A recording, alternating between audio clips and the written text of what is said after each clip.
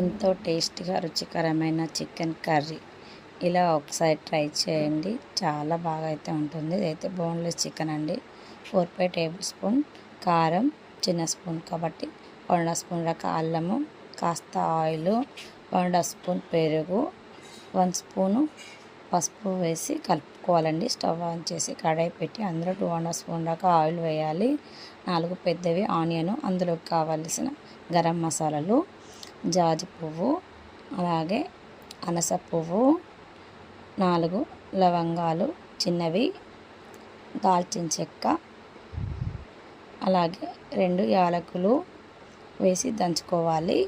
అందులోనే కాస్త పచ్చి కొబ్బరి వేసి మెత్తగా పేస్ట్ వేసి ఆయిల్లో వేసి కాస్త పసుపు వేయాలి.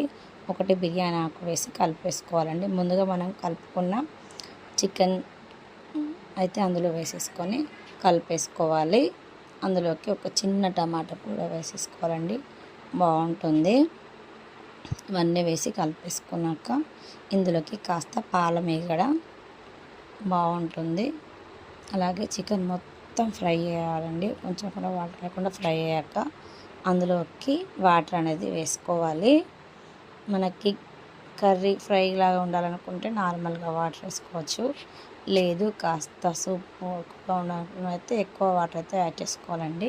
ఫైనల్గా అయితే కొత్తిమీర, అలాగే చికెన్ మసాలా, కాస్త ధనియాల పొడి వేసేసుకొని స్టవ్ అయితే ఆఫ్ చేసుకోవాలి. చికెన్లోకి ఆనియను, లెమను, అలాగే అందులోకి మురుగురాలు చాలా టేస్టీగా చాలా బాగా